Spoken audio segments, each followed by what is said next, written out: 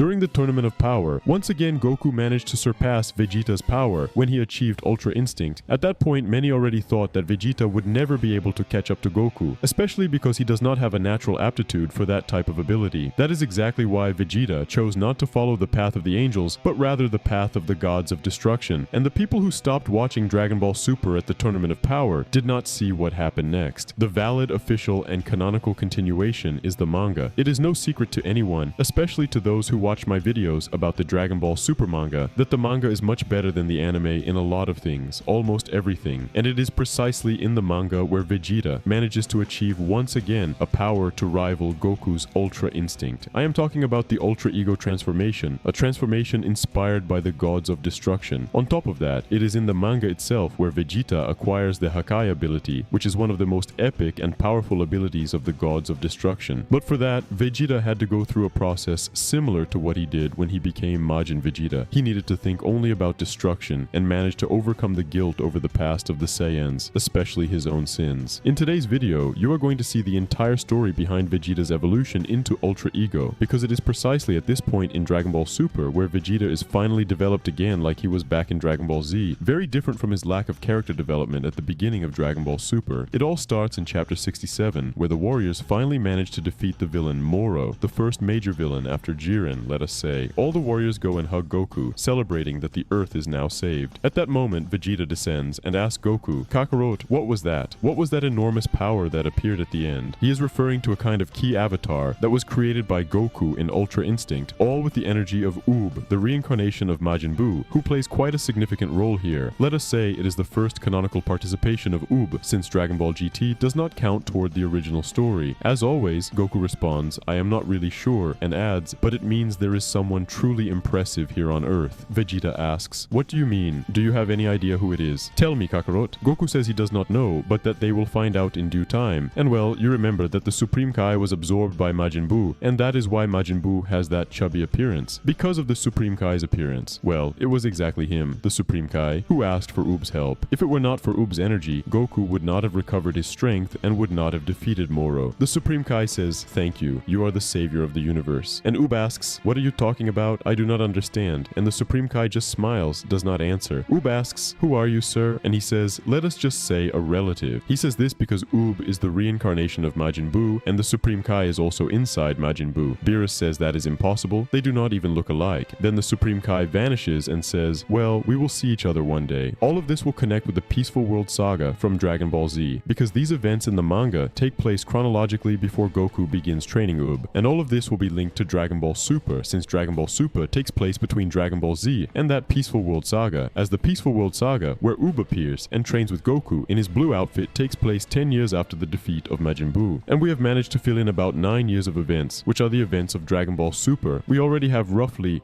9 years filled in. There is very little left to connect it all, considering the next saga, which is where Vegeta's development truly begins. He saw Goku gain this new power, and now he wants to surpass him. How will Vegeta do this? Right after the new villain appears, or rather the antagonist of the new saga, the Granolah the Survivor saga, which takes place after the Moro saga. It is with him that Vegeta will star in the debut fight of Ultra Ego. We see that Granolah is a bounty hunter, and he shows up to steal parts of android OG-73, who was very important in the previous saga. He invades the ship, and we can see Granolah's main ability, which is basically using this eye he has, the eye of the Cerealians, his race, to detect the pressure points on the opponent's body and shoot with a kind of sniper, even managing to defeat some OG-73 androids. However, Granolah is not a very strong character, so why would Goku and Vegeta fight him? In reality, he has a deep connection with Goku and Vegeta. In chapter 68, it is shown that in the past there was a race that was causing chaos and destruction across the universe, and there we can see the ruins of planet Cereal, with many Cerealians from Granolah's race dead, and the ones responsible are giant apes. We see a child entering a kind of monument, and there appears a gigantic Ozaru. But after this flashback, Granolah simply wakes up. This happens because he is haunted by that day. But that Ozaru would not actually be the big problem for Granolah, it would be his solution. Granolah, traveling in his ship, says, "I lost my chance to carry out my revenge. But despite that, why do I keep having these dreams? After all, those barbaric apes were Saiyans, were they not?" asks Granolah's little robot, and Granolah confirms. And on the very next page, we see Goku. This scene takes place after the Dragon Ball Super Broly movie, which was, let us say, canonized here in the manga. And why do I say canonized by the manga? Because Dragon Ball Super was an original work in the anime and continues to this day, with the manga being the direct continuation continuation of the Tournament of Power. As such, the manga is basically a revision of everything they release as animation first, like for example Dragon Ball Super Hero, the most recent Dragon Ball movie, which had a retelling in the manga. The Broly events too. Here in the manga it says that Gogeta apparently fights against Broly, but here Broly does not have the legendary Super Saiyan transformation. He only has the regular Super Saiyan. And at this point in the manga, Goku and Vegeta have already individually surpassed Broly's power, and Whis himself says that currently they are the strongest. So remember when Goku and Vegeta needed Gogeta to defeat Broly? Today that would not be necessary. Now Granolah has a much lower power level, so how did they end up fighting and what was the point of it all? The manga continues the story. Goku goes toward the oracle fish and tries to catch it. He grabs it and the fish says, "Stop that, let me go you barbarian," and Goku says, "Hey, stop moving. Obey or I will grill you and eat you." And we see that we are on Beerus's planet. Goku says, "Mr. Whis, now," and Whis says, "Right away," and he has a syringe in his hand. He gives the oracle fish a shot and the fish falls asleep. Whis says, "When he has insomnia, a dose of vitamins is the best thing." "Wait, fish actually get insomnia?" asks Vegeta. "Yes, sometimes," Whis responds. Goku laughs and says, "Even while sleeping he can float," and Whis says, "Speaking of which, when the oracle fish has insomnia, it is a bad omen that something very bad will happen." "What? How so?" asks Vegeta. "But not always." And the two look dumbfounded, and Goku says, "Ah, and here I was all happy thinking a strong guy would show up. Once again you never learn, do you?" asks Vegeta. And Beerus, who was resting in the tree, comes down. He enters the conversation and says, "Again with this nonsense about fighting a strong guy. You always end up messing around and dragging me into it too." "What happened to him?" asks Goku. "Well, a lot of things." And Beerus gets angry. What happened basically was that because of the actions of Maris, who had been training Goku, Beerus ended up receiving a sort of punishment and had to play with the Xenos, even serving as a horsey ride. And with the oracle fish sleeping, Goku and Whis return to training. "Whis, let us continue." And Whis says, "Right." Suddenly Goku transforms into Ultra Instinct. Beerus observes, and Vegeta stands there with anger. After all, he envies Goku's Ultra Instinct, and at that point he still has not been able to reach that level. Goku takes his fighting stance. Whis does too, and Whis says, "Come at me whenever you are ready." So Goku advances, he jumps and starts making clones. Whis looks behind him and Goku begins attacking Whis with those clones. Whis manages to evade all of Goku's clones, and when Goku comes to attack by surprise, Whis rises and appears in front of the real Goku and says, "The real one is in the air." Pretty obvious. Then he kicks Goku. Goku falls and Whis says, "Copying me will not help you. You need your own style." "Damn, I thought that would work," says Goku. "Is Whis using Ultra Instinct?" asks Vegeta, and Beerus watching says, "Well, it is much more than that. The angels are always in that state," and Vegeta says, "I see." Goku and Whis continue exchanging blows, and Whis says, "I suppose you already know that the ability to master Ultra Instinct is not in itself your final goal." Then Whis lands another blow on Goku and says, "But rather the beginning." Goku comes out of the water and tries to attack again, and Whis says, "I have greater precision with Ultra Instinct than Maris, and the Grand Priest's is more refined than mine. So my level is the lowest among them," says Goku, and Whis says, "That means you still have a lot to improve. Does that not excite you?" And Goku says, "Yes. Getting even stronger always excites me." Then Beerus, lying down watching the battle, says, "Are you not going to try mastering that too, Vegeta?" Vegeta says, "It does not suit me." Beerus smiles and says, "I figured. I will surpass Kakarot in a different way. I see. Perhaps that is possible, but it depends on you. After all, Ultra Instinct is not the only technique of the gods," says Beerus. "What?" Vegeta is surprised. "Do you really think that we gods of destruction would use a technique that requires keeping your heart calm and tranquil? Then what do you use? Teach me this special technique of the gods of destruction," says Vegeta, interested in surpassing Goku. "No, I will not train anyone," says Beerus. Vegeta is shocked and disappointed. "Anyway, I'm going to exercise to stay awake." Beerus looks back and says, "You can tag along." Beerus is basically proposing that he will give a demonstration and wants Vegeta to learn on his own. Vegeta follows Beerus and says, wait, Lord Beerus." And Granolah's story continues, so let us skip ahead a bit and get to the interesting part. Granolah's planet, Planet Cereal, was basically sold to a race called the Shugarians, who are neotenic beings shaped like little dolls. As you can guess, they are peaceful individuals, and Granolah does not rebel against them even though they bought the stolen planet. Perhaps they do not even know about it. We see that Granolah lives away from them with a Namekian who helped him in a very important event. This Namekian is Monaito, and they basically stay in the ruins of old Planet Cereal, mainly because Granolah constantly wants to remember his origins, and every day imagines revenge, but remains disappointed because both Frieza and the Saiyans have disappeared, or at least that is what the universe thinks. However, eventually Granolah finds out that the Saiyans are back and now has the goal of becoming the strongest in the universe, returning to Beerus's planet.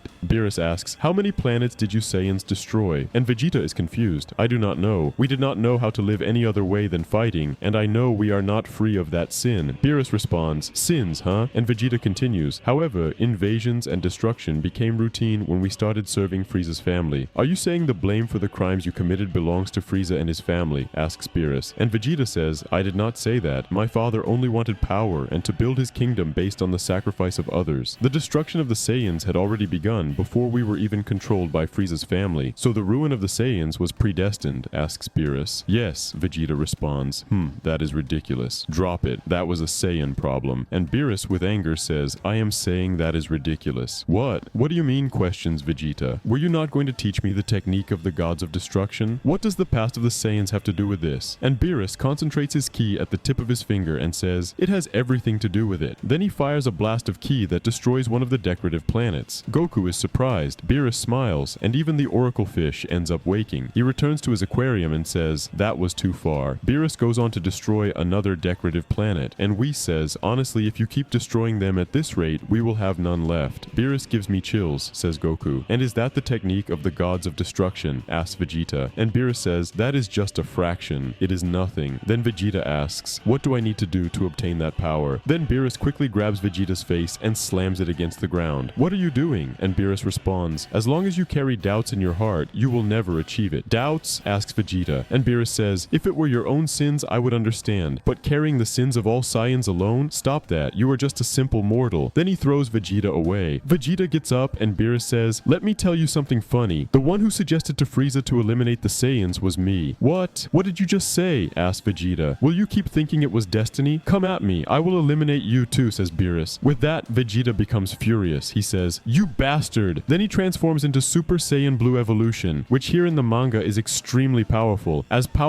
Ultra Instinct Omen. Goku and Whis are stunned. Vegeta, what happened? Asks Goku. And Vegeta, now transformed, charges at Beerus. Beerus smiles and blocks the first attack. Vegeta appears behind Beerus, prepares a knee strike, and Beerus dodges, then strikes Vegeta. Vegeta comes with ki blasts, but Beerus evades all of them. Vegeta quickly goes with an offensive charge, but Beerus appears behind Vegeta and steps on his back, crushing him against the ground. What do the things the Saiyans did in the past have to do with you? If you remain trapped by those things from the past, you will never evolve. Then Vegeta looks back and punches. Beerus dodges and keeps dodging Vegeta's attacks. Beerus grabs Vegeta's arm, extends his palm and says, Hakai. Then Vegeta is blasted. He is thrown far away while Whis and Goku watch. I tried copying that technique, but it went wrong, says Goku. And Whis responds, and yet, all that power only to destroy just his jacket. It is not something easy to control, says Whis, recognizing Beerus' skill. Beerus descends and says, I think of nothing but destruction. That is why my power has no limits. Understand? If you want that power, destroy those doubts and start from zero, says Beerus, giving an unprecedented lesson. Before creation comes destruction, declares Beerus with his signature phrase, and Vegeta watches, stunned. That was Vegeta's first lesson. Right after, Granolah decides to gather the Dragon Balls from the Dragon Toranbo. Dragon Balls that were created by the Namekian who lives on his planet, Monaito. This dragon is a Shinigami dragon, and Granolah is close to using the Dragon Balls. He says, alright, it is time to summon him, and suddenly the Dragon Toranbo appears. We see his unique design, and Granolah says, so this is the Wish Dragon. You have united the two Dragon Balls. Tell me your wish. I will grant any wish as long as it is within my power. Any wish. It seems he can speak your language to ask for his wish, says Oatmeal. I want to be the strongest of all. Make me the most powerful warrior in the universe. If you accept one condition, you can become the strongest in the universe. I will accept any condition. Then we see Vegeta with a rock in his hand, basically trying to learn the Hakai ability, until finally he manages to explode a rock. You are just breaking it with your ki. The Hakai that we use eliminates the very existence of things. Everything is reduced to nothing, and in the moment they vanish. An enormous amount of energy is released. Then Beerus performs the explosive Hakai, and we can see the massive difference. Beerus used the Hakai again, asks Goku. What power? The explosion is the best part of the Hakai, says Beerus. It fascinates me. Ah, but damn, I burned this month's volume of God Comics. Is Beerus training Vegeta? Asks Goku. Any problem? Questions Whis. No, Vegeta is Vegeta. I just want to polish my Ultra Instinct even more, says Goku while meditating. Let us see which one of us will become the strongest in the universe. Goku says this because basically the Oracle Fish woke up and gave the prophecy that the most powerful being in the universe will soon appear. Will it be Goku? Will it be Vegeta? Will it be Granolah? Or someone else? That is right. You two are not the only beings in this universe, says Whis. Huh. Do you know someone who is stronger than us, Mr. Whis? Not exactly, but the universe is vast. You never know when someone truly powerful might appear, right, Oracle Fish? And the Oracle Fish confirms. This section basically shows that the known characters so far do not surpass Goku and Vegeta, Broly being an example. Then Vegeta grabs a small pebble and suddenly it bursts with the energy of the Hakai. Wow, that was the Hakai, asks Goku. Goku. Good job, Vegeta.